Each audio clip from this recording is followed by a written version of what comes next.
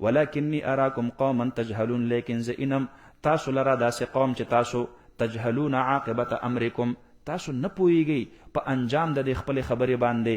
تاسو خو ډیر جاهل غوندې خلق یې. ښه ارزل یا رزیل هغه ته ویل کیږي کوم چې غریب وي؟ نه، دا تاسو دا ډیفینیشن دا تعارف دا ډیر غلط دی. ښه دا تاسو دا فلسفه غلطه ده، دا تصور مو غلط دی. دویمه خبره مو دا غلطه ده چې غریب سړی دی به زما سره ملګری کیږي، نه داسې خو چرته نشي کېدلی. ویا قوم ای قوم زما من ینصرنی من الله ان طردتهم، څوک به امداد وکړي زما یا څوک به بچ کی ما لرا من الله من عذاب الله د عذاب د الله نه ان طردتهم کو چرته زه وشړم دوی لرا. نو کو زه د خپل غریبانان ملګری واپس کم د خپل ځان نه او الله زمانه په دې خفه شي او په ما باندې الله د عذاب فیصله وکړي، نو ما به د الله د عذاب نه څوک بچ کړي. تاسو پوه شولې په خبره باندې. نو فرمایي افلا تذکرون، افلا تتذکرون، آیا تاسو نصیحت نه حاصلوئ؟ ولا اقول لكم عندي خزائن الله، او زه نه وایم تاسو ته چې زما سره خزانې د الله رب العالمین دي. ما خو تاسو ته چرته دا نه دی ویلي چې ما سره ډیر ډیر دولتونه دي او ډیر ډیر مالونه دي. نو دا تاسو چې وایي چې ما نراک الا بشرا مثلنا، نو ما خو چرته تاسو ته دا نه دی ویلي چې زما سره ډیر دولت دی او ډیرې پیسې دي. تاسو غوندې انسان یم، تاسو غوندې غریب سړی یم. ولا اعلم الغیب، او زه نه پوهیږم په غیب باندې. اوس کو تاسو دا وایي چې یاره په کار دا ده چې ته ما نرا لکم علینا من فضل، چې ته په هوا کې الوتې، ته په اوبو باندې تلې، یا ته چې کم دی نو ګویا کې تا نه دغه په شانتې د فرشتې په شانتې چې کم دی نو ګویا کې د غیبو خبرې دې راته کولې د ساحرانو جادوګرو په شانتې. نو فرمایي چې لا اعلم الغیب، زه خو عالم نه یم په غیب باندې، د غیب علم خو صرف د الله سره دی. ولا اقول انی ملک، او زه خو دا نه وایم چې زه فرشته یم. ولا اقول للذین تزدری اعینکم، او زه خو نه وایم هغه خلقو ته تزدری اعینکم تحتقر اعینکم چې سپکې ګڼي سترګې ستاسو، چې ستاسو سترګې یې سپک ګڼي. نو زه خو هغې غریبانانو ته چرته هم نشم ویلی چې لن یؤتیهم الله خیرا، هرگز به ورنکي الله رب العالمین دغې غریبانانو مؤمنانو لرا څه خیر. دا خو زه چرته هم نشم ویلی. د الله د رحمت نه هېڅ بعیده نه ده. یو سړی به غریب هم وي خو هغه به د الله رب العالمین په نسبت باندې ډېر بلند و بالا مرتبې والا وي. نو دا ستاسو فلسفه غلطه ده چې غریب سړی چې کوم دی نو دا د احترام قابل نه دی. دا ستاسو فلسفه غلطه ده. شاباس. نو فرمایي الله اعلم بما فی انفسهم، اصل غریب او مسکین دا هغه دی چې د چا سره اعمال صالحه نه، مال او دولت چې کم دی نو د چا سره نه، دې سره یو سړی غریب نه جوړیږي. نو فرمای الله اعلم بما فی انفسهم، الله رب العالمین ډیر علم لرونکی دی په هغه څه باندې چې په نفسونو د دوی کې دي. تاسو ته څه پته ده دوی سره چې کوم ایمان دی د دې دولت تاسو ته معلوم دی؟ دوی سره چې کوم اعمال صالحه دي د دې دولت تاسو ته معلوم دی؟ تاسو پوه شئ په خبره باندې. نو فرمایي انی اذا لمن الظالمین، بشک یم به زه په دغه وخت کې خامخا د هغې تجاوز کوونکو ظالمانو نه. کو چېرته ما داسې ووي او داسې مې وکړل چې د ځان نه مې دا غریبانان وشړل او دوی ته مې وویل ځئ خوار پړه خو په تاسو کې هېڅ خیر نشته دی، نو نوح علیه السلام ته فرمایي دا به ډېر زه ظلم وکړم. قالو وویل دی یا نوح، ای نوح علیه السلام قد جادلتنا، زمونږ سره دې جګړه وکړله، فاکثرت جدالنا، او ډېر والی دې وکړو په هغې جګړې زمونږ کې، ډېر لوی وخت دې را سره دشمني وکړله. نور له یو بل نه نه ستړی کوو، مونږ به هم نه ستړي کې او مونږ تام نه ستړي کوو. بس سیده ساده آخري خبره دا ده فأتنا بما تعدنا، راتللو که مونږ ته په هغې عذاب باندې چې ته یې وعده کې زمونږ سره، ان كنت من الصادقین، کو چېرته یې ته د رښتینو. قال نو اویل نوح علیه السلام انما یأتیکم به الله، بېشکه راتلل به کوي تاسو ته به په دغې عذاب باندې الله رب العالمین. عذابونه خو زه نه راولم، دا خو د الله اختیار دی. ان شاء کو چېرته وی غوښتله وما انتم بمعجزین، وما انتم بمعجزین الله ان وقع عذابه، او کو چرته الله د خپل عذاب واقع کو نو دومره نران نه یې چې بیا د الله د عذاب دفع کوي تاسو ته وګوره او د الله عذاب مخې ته ټینګېدلو ته وګوره. وما انتم بمعجزین، او نه یې تاسو عاجزه کوونکي الله رب العالمین لره کو چرته واقع شو عذاب د الله. ولا ينفعکم نصحی ان اردت ان انصح لكم، او نفبت در اون رسی تاسو ته نصیحت زما کو چرته زه وغواړم دا خبره چې زه نصیحت وکم تاسو ته. ان کان الله یرید ان یغویکم، کو چرته وی الله رب العالمین اراده کړي چې گمراه کی تاسو لره.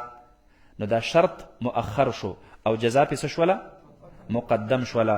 عبارت بسنگ شي ان کان الله یرید ان یغویکم، کو الله ستاسو گمراهی غواړي نو لا ينفعکم نصحی ان اردت ان انصح لكم، نو کو زه تاسو ته څومره نصیحت وکما خو چې الله ستاسو په مقدر کې گمراهی لیکلی وي نو تاسو بچرته هم په هدایت باندې رانه شي. غوایت دا گمراهی ته ویل کی، اما ته وګوره غوایت هغه گمراهی ته ویل کیږي چې مع دانستان وي، د پوی باوجود وي ښا، او چې د پوی نه بغیر په ناپویتیا کې کوم گمراهی څوک اختیار کوي هغه ته ضلالت ویل کیږي. ما ضل صاحبکم وما غوا. نبی علیه السلام بیلاره شوی نه دی، نه په پوی سره او نه په ناپویتیا سره. ضلالت او غوایت کې فرق معلوم کو. نو غوایت هغه گمراهی ته ویل کیږي چې هغه د پوی باوجود وي، او ضلالت هغه ته ویل کیږي چې په ناپوهی کې وي. تاسو پوه شئ په خبر باندې فرمایي هو ربکم، دا الله رب تاسو دی، و الیه ترجعون، دغه الله رب العالمین ته تاسو واپس کولای شئ. ام یقولون یا وایدی افتراه، د ځان نه جوړ کړی دی نبی علیه الصلاۃ والسلام دی قرآن لرا. اوس ما ته وګورئ موضوع بدل شوله. د نوح علیه الصلاۃ والسلام د دې دومره واقعي د بیانولو خلاصه الله بیانوي. مقصود مې د دې واقعې د بیانولو دا دی لکه څرنګه چې د نوح علیه الصلاۃ والسلام قوم د خپل نبی تکذیب کو. زما حبیب نو ته مخه فکیږه دا فرست ایکسپیرینس نه دی، وړمبنه تجربه نه ده چې د یو نبی د خپل امتیان مخالفت کوي.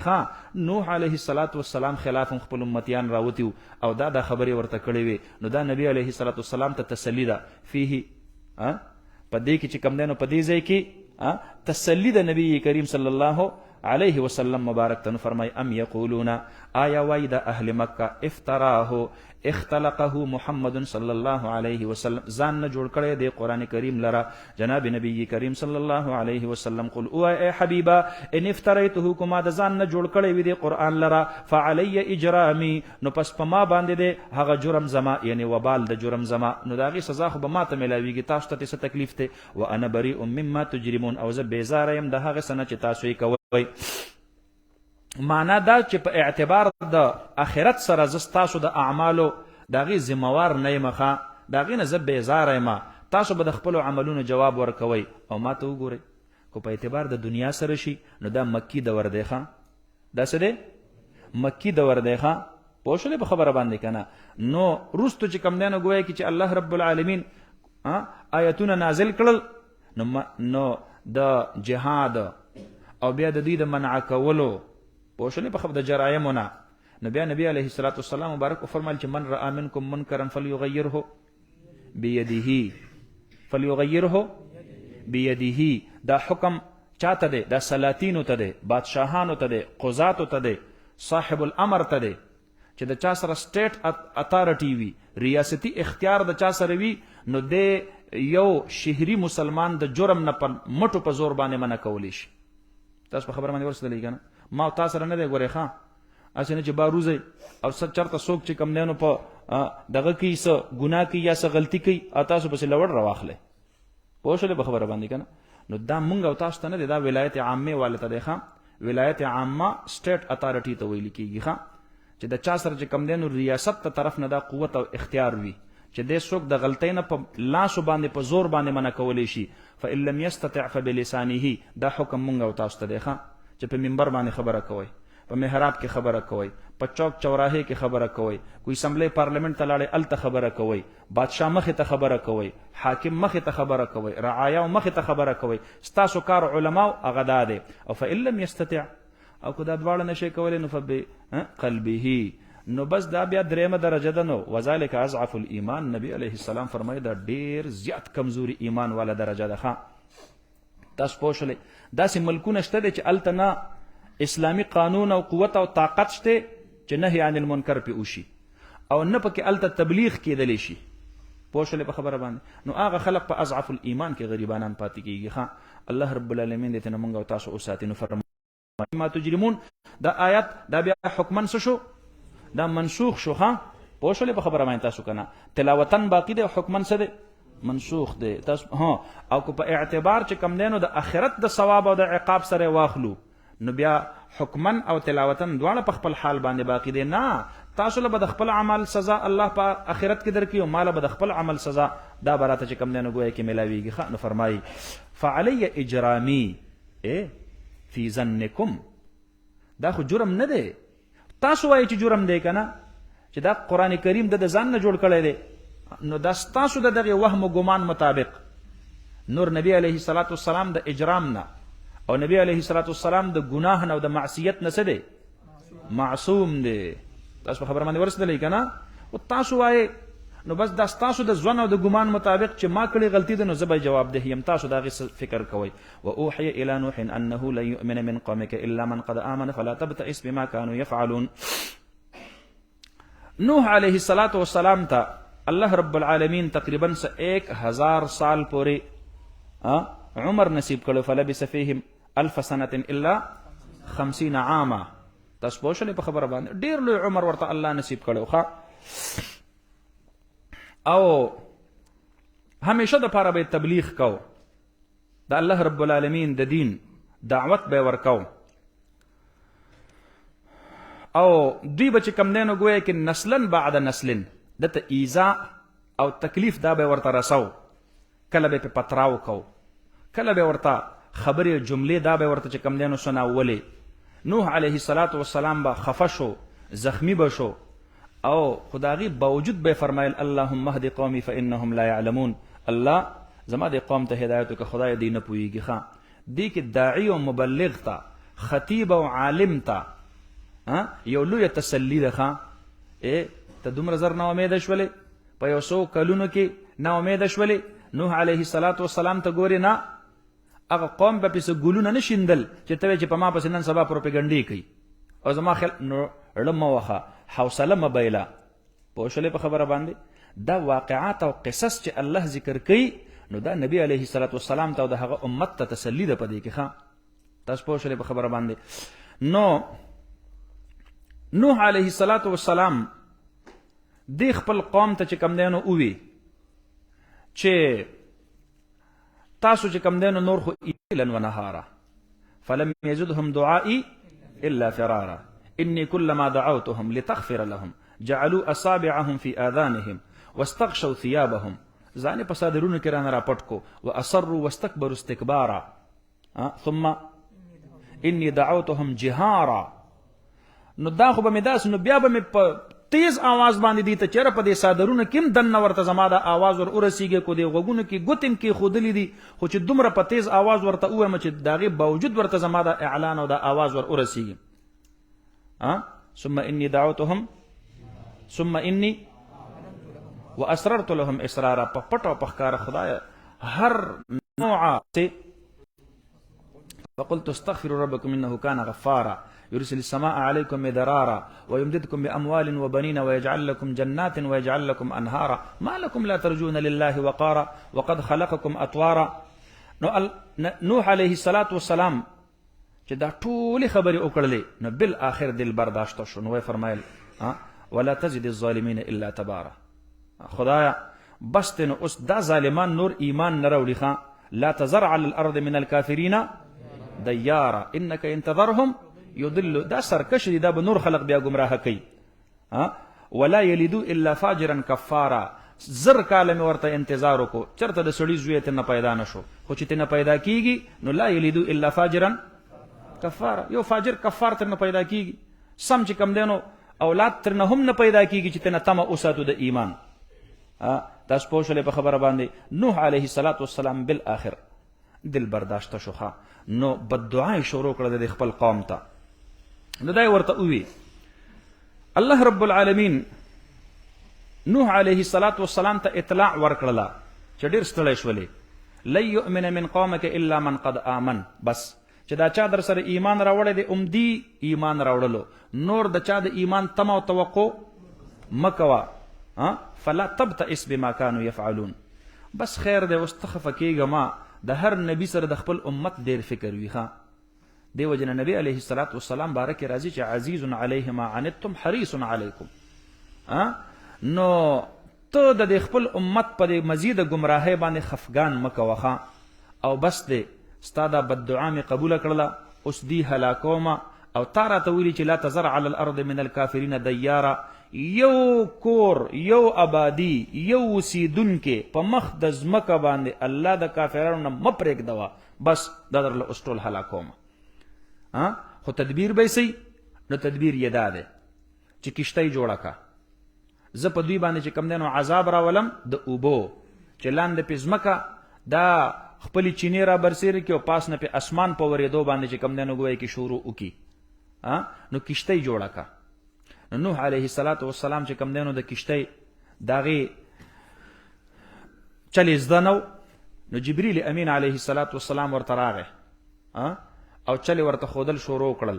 نو الله ورته فرمایي واصنع الفلک باعیننا ووحینا، طریقه به درته مونږ ښیو، طریقه کار به درته مونږ ښیو چې تخته به د تختې سره څنګه را یوځای کې، او بیا به د هغې وړمبی چت څنګه، بیا دویم چت به یې څنګه، او بیا د دغې کشتۍ دریم چت به څنګه.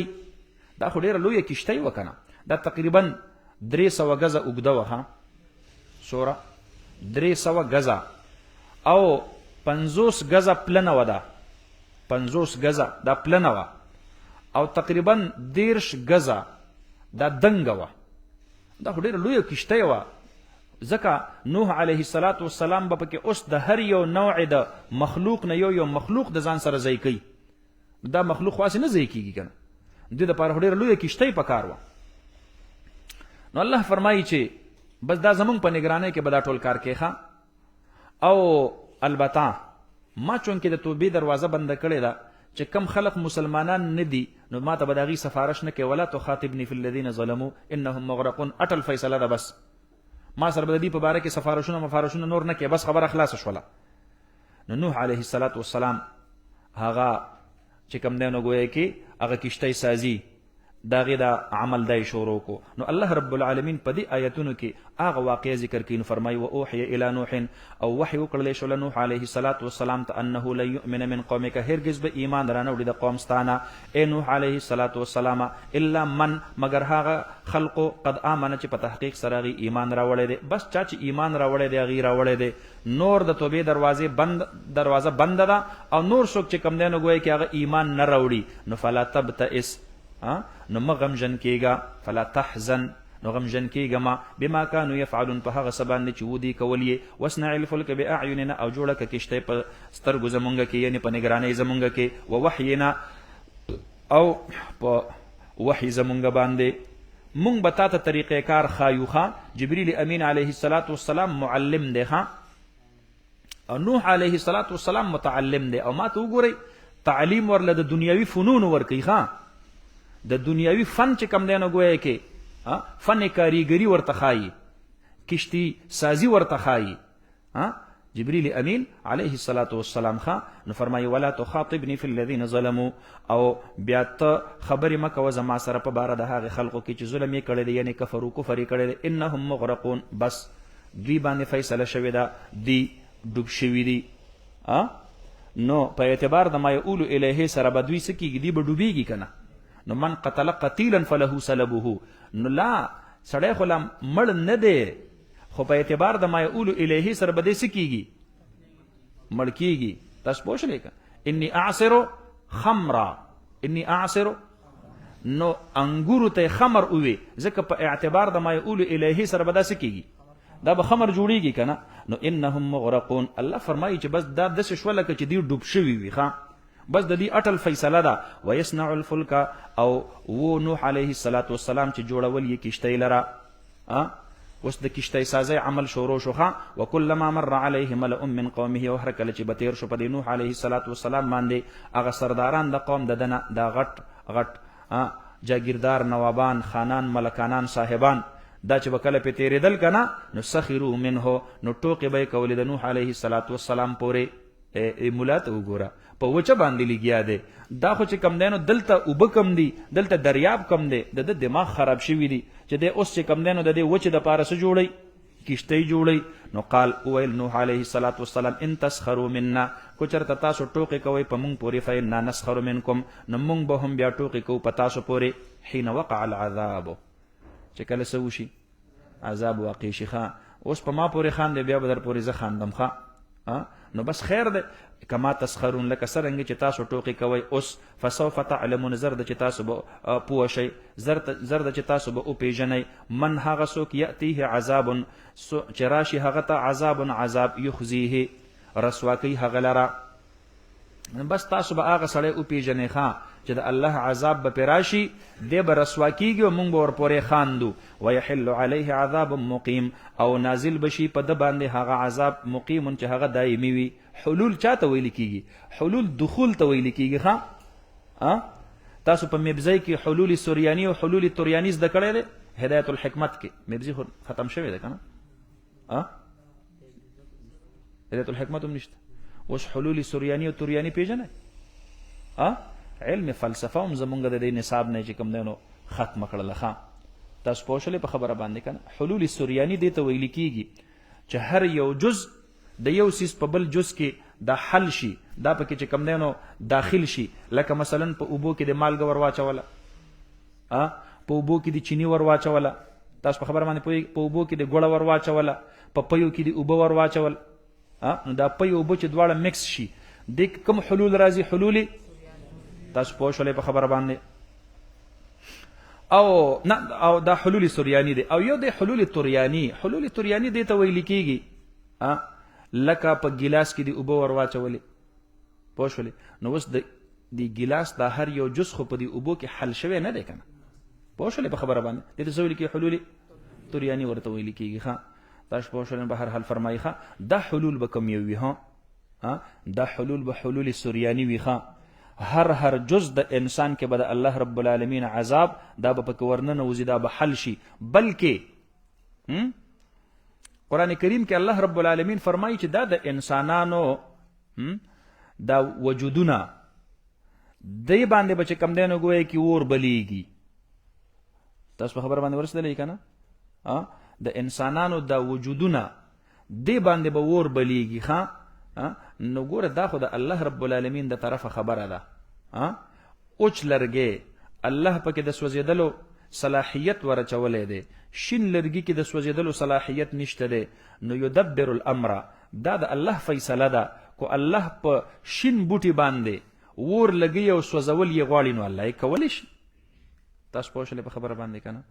نو د جهنم د اور خشاک به څه شی وي؟ دا د جهنمیانو خپل جسم وي. نو ما ته وګورئ، یعنی د دې خپل جسم په هر جز کې به د الله د دې عذاب د دې اور سرایت شوي او حلول به شوي وي. نو یحل علیه دې کې ډېرې لوی خطرې طرف ته الله اشاره کوي. ښه داسې نه ده چې ځان به ترنه بچ را بچ کې، ځان به ترنه اوسنډی را اوسنډی. ستاسو عین جسم د هغې هر جز به هغې کې به چې کوم دی نو اور ننوتی وي، د هغې نه بیا ځان بچ کېدلی نشي. نو ګوره په حلول توریانی کې مسئلې ته سوچ کوئ. ښه په حلول توریانی کې یو شیز ته د بل شي نه لرې کولی شي. لکه مثلا دقه ګیلاس کې اوبه دي، نو اوبه ترې نه توی که، نو اوبه ځان له شویل او ګیلاس ځان له شو. خو چې په اوبو کې د مالګه حل کړله یا په پیو کې د اوبه ور واچولې یا د په ګوړه کې چې کوم دی نو شربت حل کو، مسله باندې پوهېږئ، نو په پیو کې چې تا کمې اوبه ور واچولې نو دا پی د دې اوبو نه ته جدا کولی شي؟ نشي جدا کولی. نو دقه رنګې به د کافر د دې جسم نه د الله د طرف نه د عذاب جدا کیږي نه. دا به حلول سوریانی وي. ښه الله دې مونږ او تاسو ته حفاظت را نصیب کی. نو فرمایي ویحل علیه عذاب مقیم. یاره دا علم او د علم دا چې کوم د منطق او د فلسفي کتابونه دي دا ګورې دا زمونږ د دې نصاب نه ختم کړلی شو. د دې ډېر لوی نقصان دی او تاوان دی. ښه ډېر سطحي غوندې علم دا به چې کوم دی نو پاتې شي. عجیبه غوندې خبره ده. نو فرمایي ښه حتی اذا جاء امرنا وفارت النور تر دې پورې چې هر کله راشي امرنا بالعذاب زمونږ فیصله او زمونږ حکم د عذاب. نو چې کله راغې هغه فیصله زمونږ د عذاب وفارت النور، نوح علیه الصلاة والسلام خپل قوم ته ویلو نښه به یې دا وي د عذاب د هغې آغاز چې کېږي او د هغې ابتدا چې کېږي نو د تنور نه به چې کم دی نو ګویا کې د هغې نه به اوبه راوتل شروع شي. اوس دا تنور دا څه ته ویلی کېږي؟ نو د دې یو معنا ده سطح زمین ته تنور ویلی کېږي. د ځمکې دا سطح نه ده. نو د هر ځای نه به چې کم دی نو ګویا کې د اوبو دا مضبوطې چینې دا به ترنه چې کم دی نو شروع شي، نو په دې شړه کې، په دې دشته کې، په دې غر کې، په بیابان کې، په صحرا کې، په پټي کې، په کور کې، په هر ځای کې به چې کم دی نو د لاندې طرف نه د اوبو راوتل شروع شي. تاسو پوه شئ په خبره باندې؟ او ډوډۍ چې په کم ځای کې پخیږي هغې ته هم تنور ویلی کېږي. موږ په پښتو کې ورته هم څه وایو؟ تنور ورته وایو، او عربی کې ورته هم تنور ویلی کېږي. نو یا ترنه مراد دغه تنور دی. نو دغه تنور بیا په کم ځای کې و؟ نو د دې دپاره دوه ځایونه دا مفسرینو راوړي دي. یو دا عین ورده یو مقام دی په شام کې، او مراد د تنور نه چې کم دی نو ګویا کې دغه تنور دی چې د آدم علیه السلام د وخت نه الته پاتې و. نو مراد ترنه دقه چې کم دی نو تنور دی. او دویم دا چې دا په مسجد کوفه کې د هغې په دروازه کې یو تنور و. مراد ترنه هغه دی مسجد کوفه. دا درې چې کوم غټ غټ مساجد دي، مسجد حرام، مسجد نبوي او مسجد اقصا، نو دا څلورم نمبر چې کم دی نو غټ مسجد دی. دا څه شی دی؟ دا مسجد کوفه دی. تاسو پوه شولې په خبره باندې؟ نو مراد د دغې نه تنور نه هغه دغه د کوفې د جومات والا چې کم دی نو ګویا کې څه دی؟ هغه تنور ترنه مراد دی. خو فرمایي چې تفسیر قرطبي هغه د دې ترمنځ تطبیق کوي. دا درې وړ اقوال ټیک دي. ځکه به یک وخت چې کله ټول ځمکې هغې چې کم دی نو ګویا کې اوبه راویشتل شروع کړل، نو د عین ورده د تنور نه اوبه راوتل شروع شو. د مسجد کوفه د تنور نه اوبه راوتل شروع شو. او د ځمکې د سطحې د هر ځای نه چې کم دی نو اوبه راوتل شو، دا شروع شو. د دې ترمنځ تطبیق ممکن دی. داسې دغه سیس چې کم دی نو دا نه دی. نو هغه ځای نه چې کله اوبه شروع شولې نو وفارت تنورو وجوشېدلو. فارا ما ته وګورئ، الخروج بسرعه، یو شیز چې په شدت سره بهر راوځي که نه دې ته فوران ویلی کېږي. مونږ ومنه الفواره. تاسو پوه شولې په خبره باندې؟ فوارې ته فواره ولې؟ هلکه مونږ وایو دا مونږ د په پښتو کې هم فواره وایو که نه. فواره، فوارې ته فواره ځکه ویلی کېږي چې دا اوبه چې کم دی نو ګویا کې په شدت سره دا راوباسي بهر. نو وفارت تنورو او وجوشېدلو هغه تنور، معنا دا اوبه ترنه په تیزۍ سره راوتل شروع شو. نو قلنا مونږ وویل احمل فیها من کل، نوح علیه السلام ته مو خطاب وکړو اوس په دې کشتۍ کې ځان بچ کا.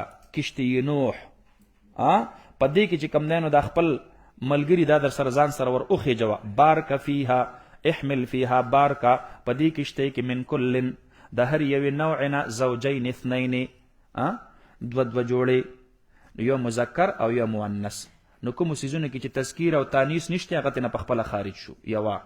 دویمه خبره ده کوم څیزونه چې هغه د نر او د مادې د ملاپ د هغې نه بغیر الله پیدا کوي هغه ترنه هم خارج شو. دوه.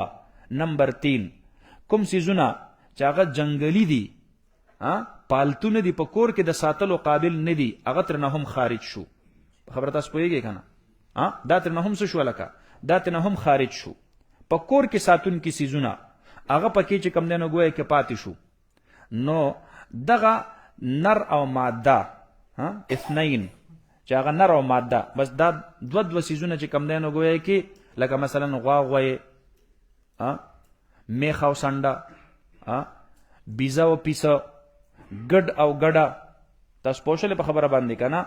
اس او اسپه، دا څیزونه دا ټول په ټوله چې کم دی نو ګویا کې د دې نه یو جوړی دا ور وخېژوه د خپلې کشتۍ ته. و اهلک او اهل خپل کور والا ورته هم ور وخېژوه.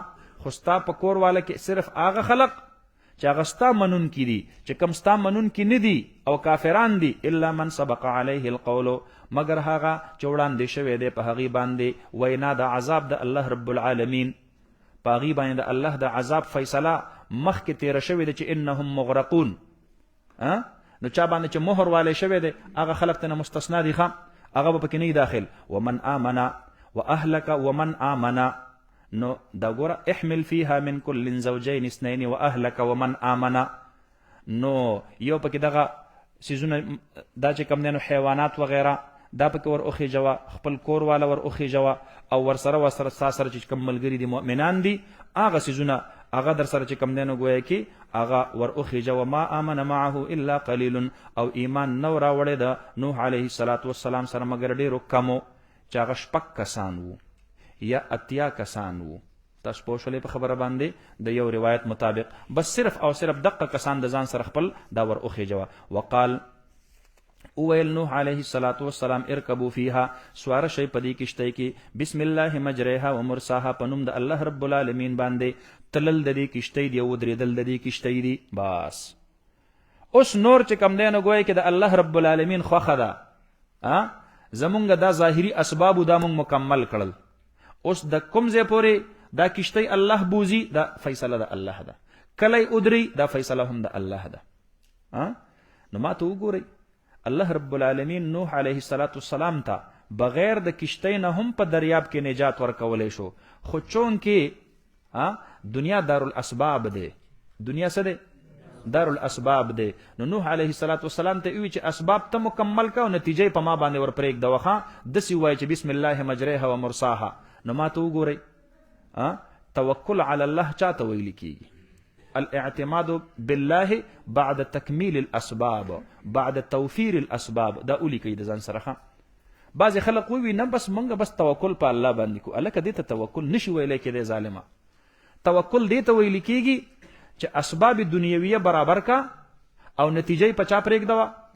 په الله پرېږدوا. تاسو پوه شولې په خبره باندې؟ الاعتماد على الله بعد تکمیل الاسباب یا بعد توفیر الاسباب. نو دغه هم چې کم دی نو ګویا کې اوس دا کشتۍ ده، نو ګوره د دې کشتۍ لرګې الله پیدا کړی بعد تکمیل الاسباب یا بعد توفیر الاسباب. دې ته توکل ویل کېږي. متوکلا بالله. تاسو به شاید چې په شرح التهذیب کې ویلي وي دا، خو شاید چې بیا مو ير کړی هم وي. را روان دي. دا توکل ترجمه هغې کې لیکلې شوې ده. اشاباس. نو دا د الله رب العالمین اسم دا د الله مخلوق دی. لکه مثلا دا کشتۍ ده، د دې لرګې الله پیدا کړی. دا لرګې چې تا په کومه اوسپنه باندې غوڅ کو، دا اوسپنه الله پیدا کړی. په کومې طریقې چې دی غوڅ کو، دا علم درله الله در کړی. په دې اوبو باندې چې تا د پاسه کېښودلو، نو دا په دې اوبو کې نه ډوبېږي، دا صفت پکې الله پیدا کړی. دا جاز دی، اته ورته ورخیږي. نو دې جاز کې چې کوم میټیریل استعمال شوی دی، دا چا پیدا کړی؟ الله پیدا کړی دی. په هغې کې بیا چې چا نت نه یې تحقیق کړی دی او ریسرچ کړی دی، نو دې ساینسدانانو دا عقل، دا پوهه او دا علم چا ورکړی دی؟ الله ورکړی دی. نو دا چې کله دې هوا ته وربره شو، نو په دې دومره په دې هوا کې دا سیس ښکته نه راغورځېږي، او دا په هوا کې راټینګ دی. نو دا چا راټینګ کړی دی؟ دا الله راټینګ کړی دی. تاسو پوه شولې په خبره باندې که نه؟ مؤمن دته ویل کېږي چې دی به په اسبابو باندې اسباب به استعمالی، خو نتایج به په الله رب العالمین باندې پرېږدي. نو فرمایي وقال، نو اویل نوح علیه السلام ارکبوا فیها بسم الله مجریها و مرساها. دې ته اماله ویلي، مجریها. مجری کې به څه کوي؟ اماله. تجوید کې چې کوم دی نو ګویا کې تاسو به ویلي چې دا د دې چې کوم د الف دی، نو دا به ته یا طرف ته راکوږ کې، یا طرف ته به یې راکوږ کې، او د دې دا فتحه دا به کسرې طرف ته. نو مجراها په ځای باندې به څه ووې؟ مجریها. پوه شو؟ دې ته څه ویلي کېږي؟ اماله ورته ویلي کېږي. نو فرمایي بسم الله مجریها، بسم الله جریها، د دې هغه تلل، مجریها د دې هغه تلل، او ومرساها ورسوها، او د دې هغه منتها د سیر، د دې هغه ادریدل. پوه شولې په خبره باندې که نه؟ نو ان ربي لغفور الرحیم، بشکه رب زما خامخا بخشش کوونکی دی او رحم کوونکی دی. وهي تجري بهم فی موج، او دې کشتۍ بوتلل کول بهم په دې باندې فی موجن په هغې موجونو کې کل جبال په شانته د غرونو، ډېر لوی اوبه راوچتې شولې. تاسو پوه شولې په خبره باندې که نه؟ قرآن کریم کې الله رب العالمین د هغې نه په بل ځای کې چې کوم دی نو ګویا کې تعبیر کوي.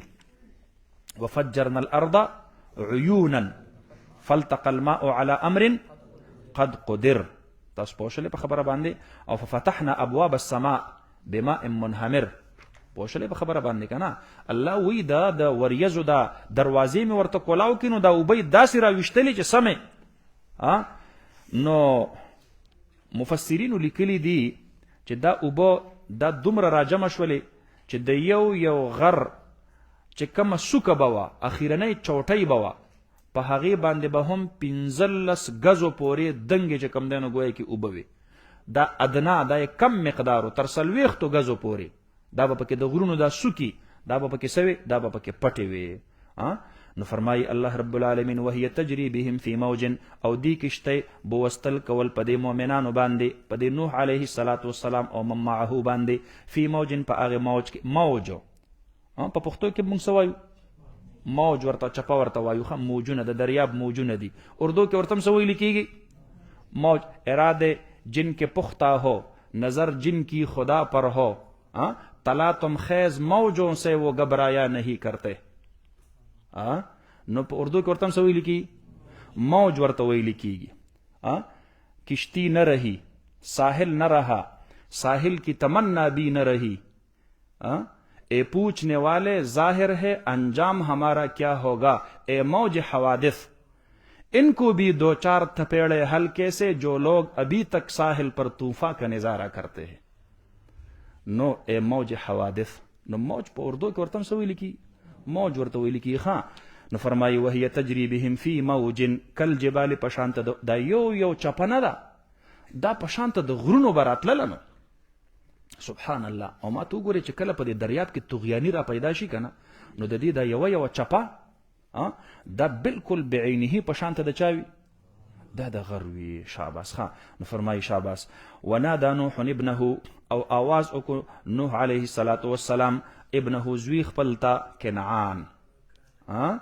او ځکه د نوح علیه السلام خو نور زامن هم وکنه سام و حام و یافث و خو هغه مؤمنان وخه او دې چې کوم دی نو د نافرمان او د کافر وخه. نو د خپل زوی چې کله په دغه کې ولیدو په دې د دریاب په دې موجونو کې په ډوبېدو باندې ولیدو وکانه فی معزل او دا زوی فی معزل په یو ډډه کې معزل چاته ویل یو کناره کې په یو ډډه کې معنا دا د کشته نه لګ لري وخه. نو आवाज ورته کو یا بنیا ای بچی زما ارکب معنا رضا سور ش زمون سره معنا دا کلمه وایا بس کنه کلمه وایا تاسو پوښلې په خبره باندې او رضا. یا نوح علیه السلام ته د خپل زوی د کفر پته نه و د خپل کفر پټ کړو دا منافق په ظاهر باندې به اسلام چې کم دینو ګوي کې داسې بخکاره کول لکه چې زه مسلمان یم خو اندرون خانه سو دا کافر وو. نو دا توجیه مونږ ولیکو ځکه الته ورته الله فرمایلی چې لا تخاطبني فی الذین ظلموا. نو چې نبی ته کله الله حکم وکړي چې زما سره به ګورې د دې په حق کې د سفارش خبرې نه کې نو دین معلومېدله دا چې نوح علیه السلام ته د خپل بچي دا کفر معلومو نه و. تاسو پوښلې په خبره باندې. او د دې تأیید بیا وروسته د قرآن کریم د دې آیت نه هم کیږي چې الله رب العالمین نوح علیه السلام ته وایي چې فلا تسألنی ما لیس لک به علم چې کومې خبرې درته پته نه نو ګوره د هغې ماته سفارش مه کوه کنه. نو تا ته چې د خپل بچي د ایمان پته نشته دی په قطع او په یقین سره نو د دې بچي سفارش ولې کې. تاسو پوښلې په خبره باندې کنه. نو بهرحال فرمایي وکانه فی معزل یا بنی ارکب معنا راز سور ش زمون سره ولا تکم مع الکافرین او تم کې د کافرانو سره. نو ګوره خپل بچي دا د غلط صحبت نه منې کول دا د پلار ذمہ داری ده. پوښلې په خبره باندې. نوح علیه السلام خپل بچي د کافرانو د ملګرتیا نه منع کوي. قال نو اویل نوح علیه السلام قال نو اویل دی کنعان سآوی الی جبل زرد چې ز بزی انیسم ټکانه به برابر کم الی جبل اغه غرته نه بس دی غرته ور رسیدم دا جی دا د نږدې دی بس په دې کې چې کم دینو دی ته ور رسیدم او بل دی ته نه دی رسیدلی. یعصمنی من الماء چې بچ بکی ما د دقه ابونا یمنعنی یحفظنی من الماء دا به ما د دې اوبونه چې کم دینو بچ بمی کې دا غرخه. قال نو اویل نوح علیه السلام لا عاصم اليوم نشته دی بچ کوونکی نن ورځې بچیا دا د الله عذاب دی هیڅوک دی نشي بچ کولی من امر الله د عذاب د الله نه لا عاصم اليوم من امر الله نشته دی بچ کوونکی نن ورځې د حکم د الله نه یعنی د عذاب د الله نه الا من رحم مگر هغه څوک رحم چې الله په رحم وکي خالص د الله په رحم بدن څوک بچ کیږي نور چې کم دینو د دنیا په اسباب باندې څوک نشي بچ کېدلی وحال بینهم الموج او دق درمیان کې حایل شو د دې پلار او زوی دواړو ترمنځ الموج موج بس په منځ کې پکې یو لویه چپه راغله بس بیا په نظر باندې سن راتلل فکان من المغرقین نو بس دا د نوح علیه السلام د زوی به اوبو ډېر ډوب کړی نو ما ته وګوره فکان من المغرقین هغه خبره را یاد کوي الله ورته په اډوانس کې ویلو انهم مغرقون تاسو پوه شولې په خبره باندې مخکې نه ورته الله ویلو نو فکان من المغرقین وقیل ویلې شو یا ارض ازمکه ابلعی ماءک باس اوس خلق ټول په ټوله ډوب شو او هر څه چې کم دینو غرق شو او تباه شو نوح علیه السلام الله بچ پاتې کو او د نوح علیه السلام سره په کشته کې سواره مؤمنان او حیوانات دا الله رب العالمین بچ کړل بس اوس عذاب چونکه ختم شو نو مفسرین لیکلی دي چې دا د نوح علیه السلام دا کشته دا چې کم دینو ترسل شپږو میاشتو پورې دا ګرځېدله او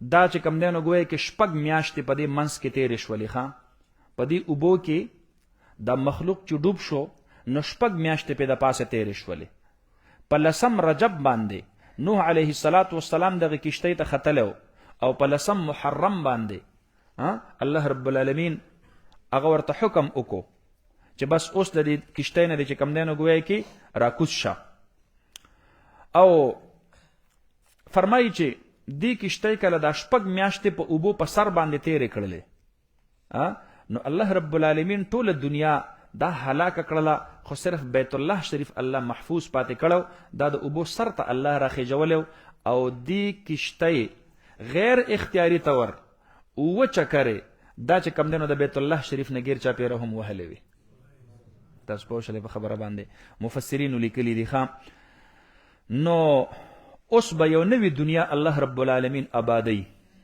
د دې وجې نه نوح علیه السلام ته آدم ثانی ویل کېږي ځکه دا وروستو مخلوق بیا ټول په ټوله د نوح علیه السلام د اولاد نه الله خور کړی دی د دې وجې نه دته آدم ثانی ورته ویل کېږي نو الله رب العالمین فرمایل یا ارضو ای ځمکې ابلعی ماءک راوکاږه راتېرې کا ماءک اوبه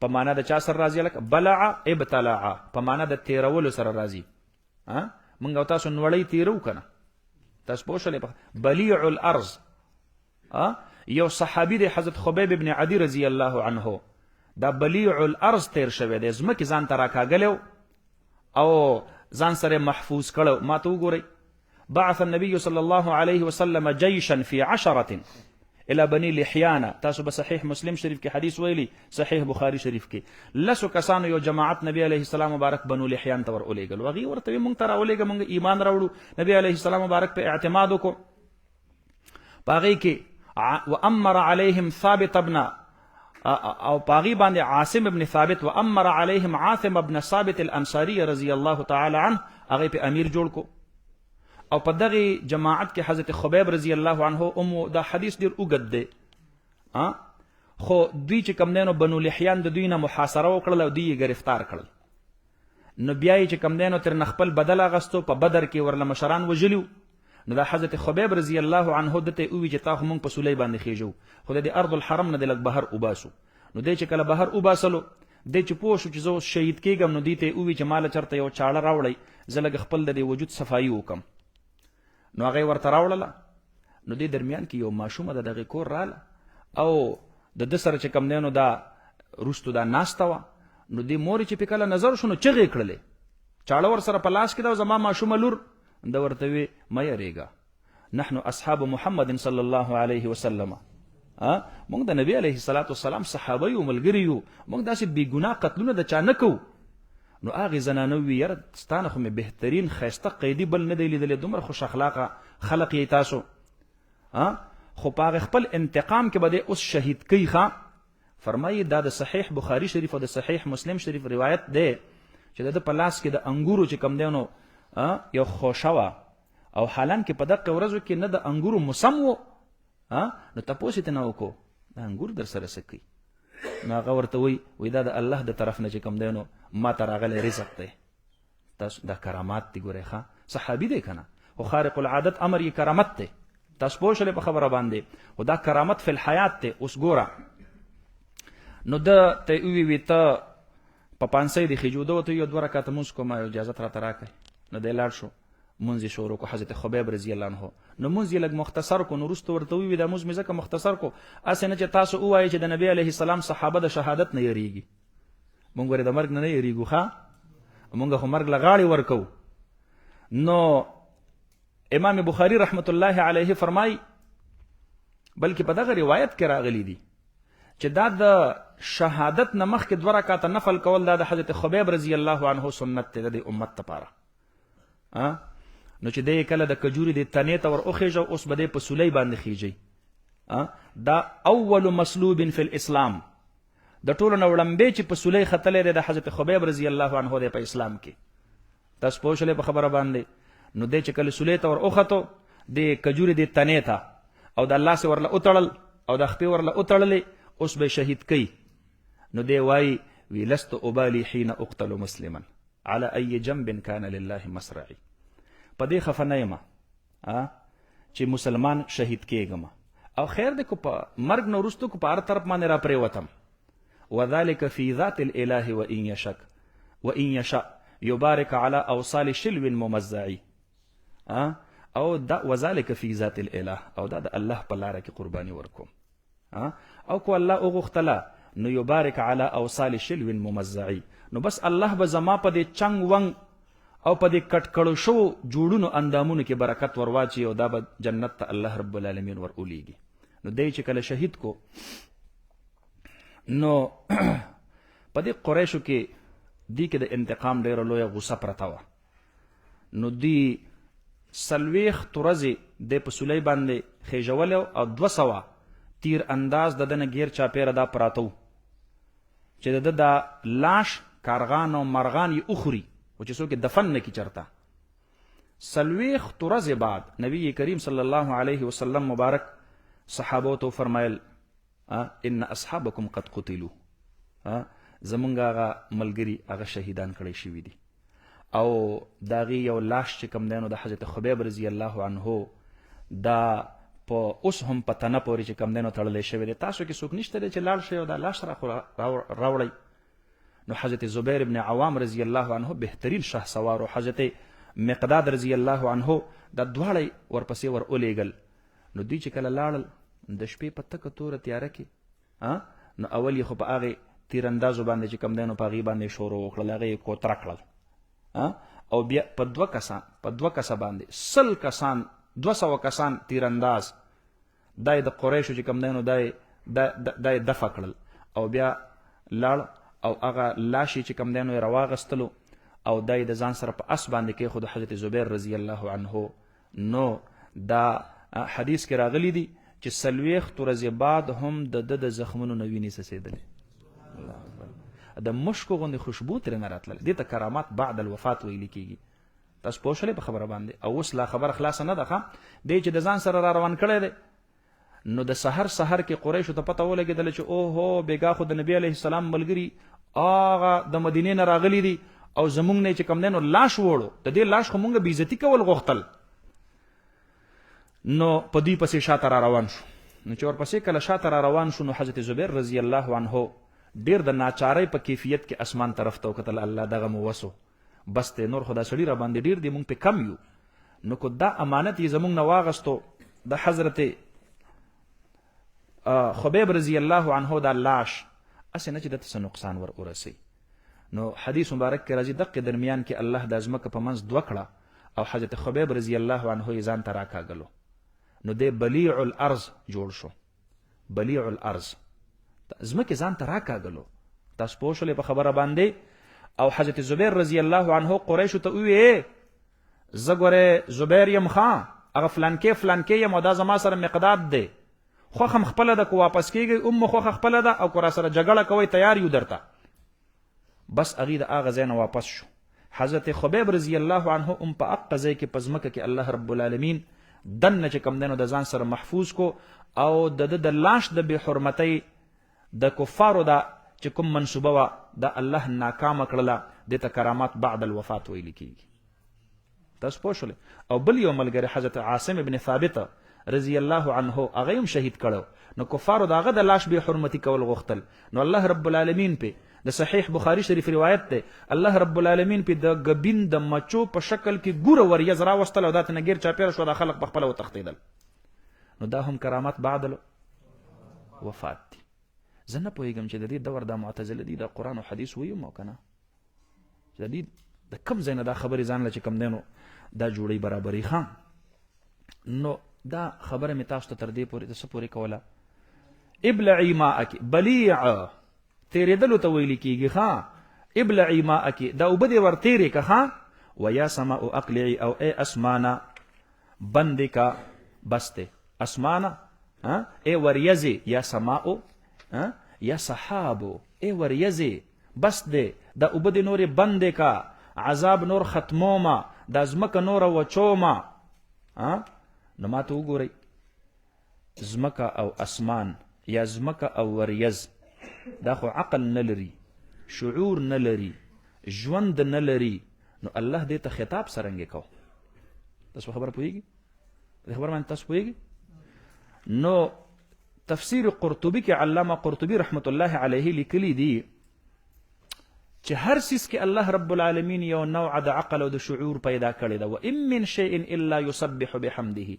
تسبیح خو الو ویل کیږي چې کله معرفت حاصل شي او معرفت بغیر د عقل او د شعور نه نو پدې کانو کې پدې ګټو کې پدې لټو کې پدې بوټو کې پدې هر سیس کې الله یو نوع د شعور ورچولې د اگر کو د دې د شعور دی ظاهرولې نشي په ژبه باندې ځکه ژبه نشته ده تاسو خبره پوهیږئ خو چې په کوم ځای کې ورله الله طاقت ورکی نو بغیر د ژبې نه دوی د خپل شعور راښکاره کی لکه نبی علیه الصلاة والسلام مبارک چې د کجوري د تنې نه په مسجد نبوي شریف کې راکوز شو او د لرګي منبر ته ور اوختلو نو د کجوري تنه په حدیث مبارک کې راځي چې دا په جړا شوله نو زګور شعور پکې وکړو نو تاسو په خبره پوهیږئ خو د نبی علیه الصلاة والسلام د عشق د اظهار د پاره ورله الله بغیر د ژبې نه د خپل شعور د اظهار توفیق نصیب کو عشق مصطفی خو ډېر لوی سیز دی کنه یار یا نبی علیه الصلاة والسلام مبارک فرمایي چې انی لاعرف الحجر التي كانت تسلم علي قبل ان ابعث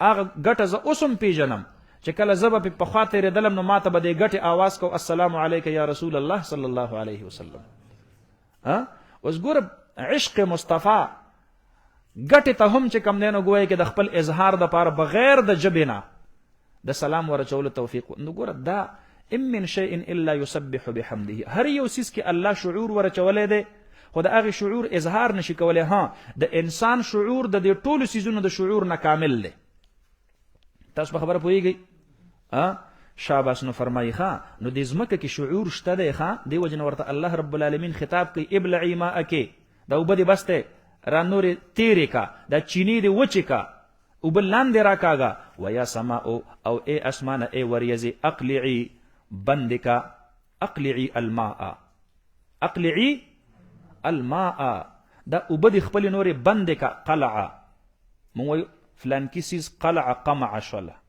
قلعی قلعی ته قلعی ځکه ویل کېږي چې دا سبب د بندیز وي خلک وایي لکه پلان کیسیز باندې لا قلعی د پاسه اوس هم لګېدلې ده تاسو چې د غټو هوټلو ته لاړ شئ د باربیکیو دله راوړي که نه د پاسې پې قلعی چړاو کړي اوس یې نه لي چېرته یې لیدلې دي نو دا ګوره دا د بندېدلو دپاره سبب وي قلعی اقلعی نو بندې کا اوبه وغیظ الماء او په دقه ځای کې چې کوم دی نو ګویا کې اوچې کړلې شولې لاندې کړلې شولې الماء اوبه اوبه چې کم دی نو اوچې کړلې شولې بس اوس ځمکه وچه شوله اوس نارمل ژوند چې کم دی نو په ځمکه باندې شروع شو وقضي الامر او فیصله شو هغه تیر شو هغه حکم د عذاب د الله رب العالمین واستوت علی الجودیه او دا کشتۍ برابر شوله په جودي پهاړ باندې په جودي غر باندې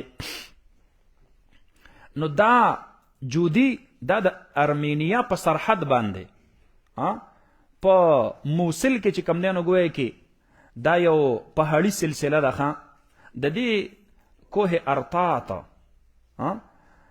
کوه ارارات دا د دې چې کم دی نو د پهاړي سلسلې ته لکه څنګه چې زمونږ دا پهاړي سلسله دي ته مونږ کوه همالیه او کوه هندوکش مونږ داسې وایو که نه لکه دا د هندوکش چې کم دی نو پهاړ هندوکش په دې باندې مسلمانانو د هندوانو سره جګړه کړې وه پوه شولې په خبره باندې دې طرف ته هندوانو هغه طرف ته مسلمانانو تاسو پوه شولې په خبره باندې نو هندوکش کوش په فارسی کې قتلولو ته ویل کېږي پوه شولې په خبره ان جراثیم کش دوايانې دي مونږ وایو داسې وایو که نه کش او کشتن دا قتل ته ویل کېږي هندوکش او همالیت دا لکه څنګه چې پهاړي سلسلې دي ارارات جودي دا پهاړي سلسله او پاغه باندې الله رب العالمین دا کشته چې کم دینو سکړه دا الله په برابر کړله وکیل او ویلې شو بعدا للقوم الظالمین ډیر لري والده دا هغه قوم د پاره کوم چې ظالمان دي ډیر لري والده بعدا سحقا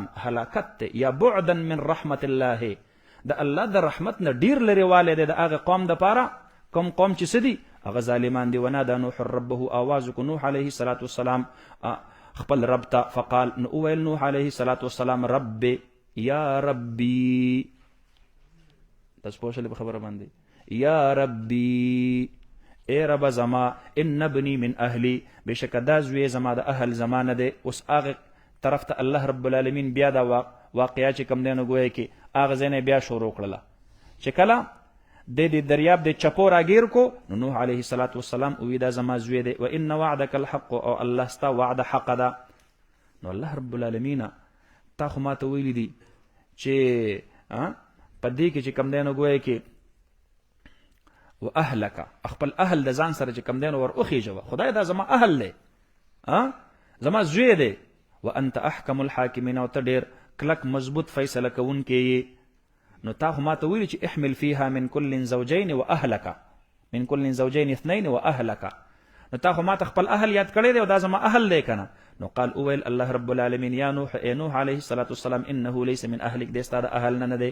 مونږ چې کله اهل اوایو نو مراد د هغې نه دینی اهل وي دینی رشته وي نسبی رشته د هغې نه مراد نو د نسب په اعتبار سره به بشکه دا ستا زوی وي د اهل به وي خو روحاني رشته ستا سره نشته دی او زمونږ سره نسبی رشته معتبرې نه دي زمونږ سره روحاني رشته معتبرې دي.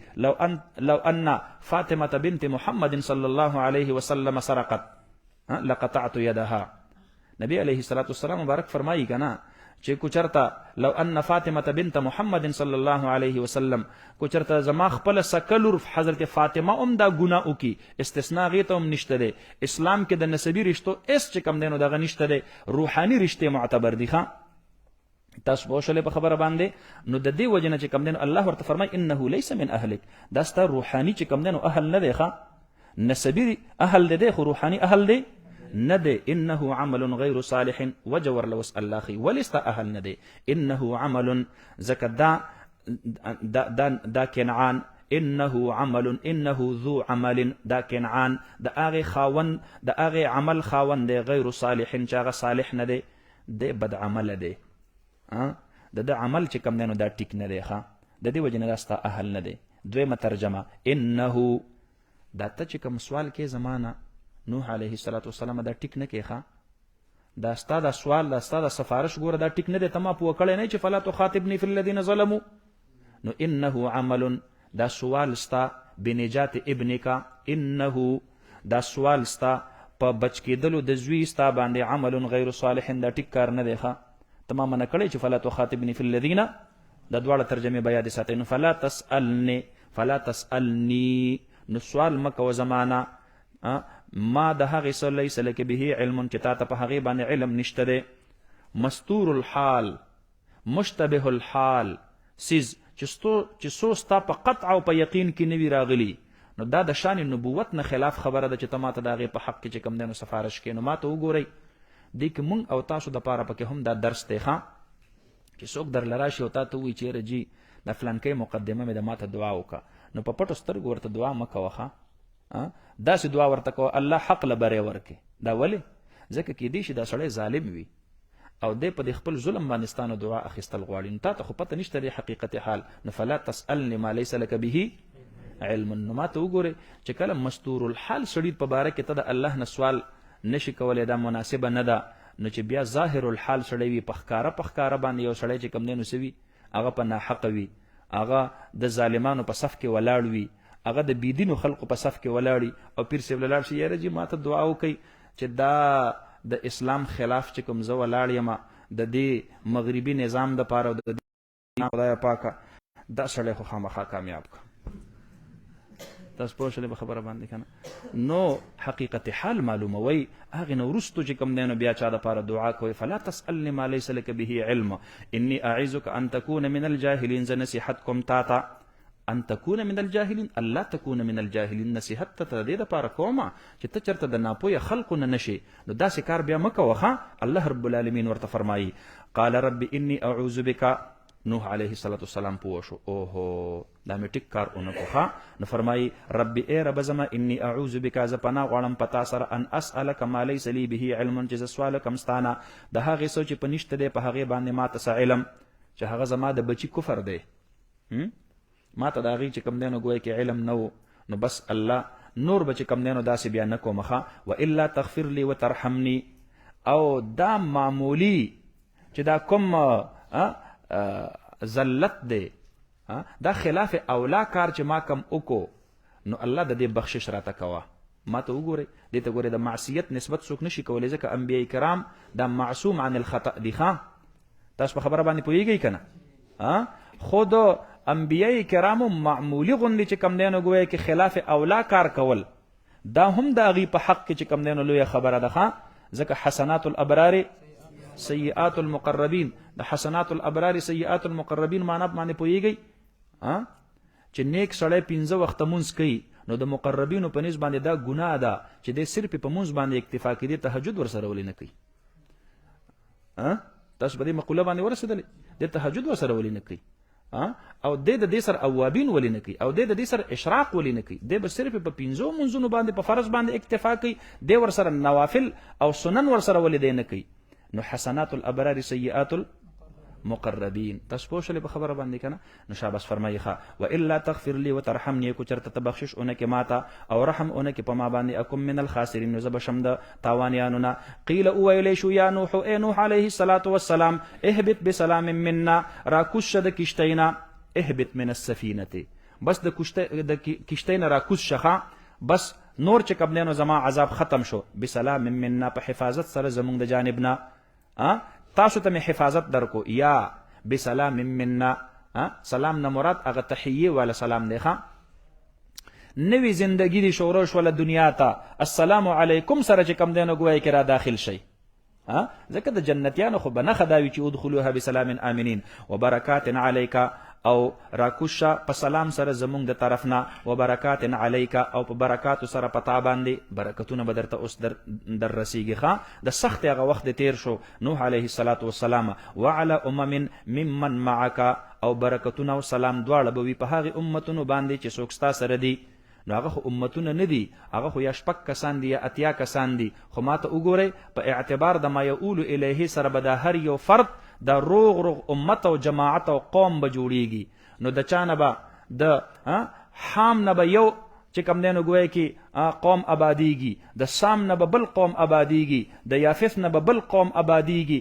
هر یو فرد چې کوم دی ستا سره دا به چې کم دینو د یو قوم او د قبیلې د هغې سربراه جوړیږي. نو وعلى امم نو په اعتبار د ما یقول الیه سره دا ستا د بچو ته به چې کم دینو ګویا کې زه برکت ورکومه. ما ته وګورئ کله کله د نیک سړي برکت د الله رب العالمین په پیړو په پښتو باندې برقرار او جاری ساتي. نو علی امم ممن معک. تاسو پوه شئ په خبره باندې. دی وجنه الله رب العالمین فرمایي قران کریم کې چې وکانه ابوهما، بس دا خو د پلار غ برکت ته کنه غورته ملاو دی. نو فرمایي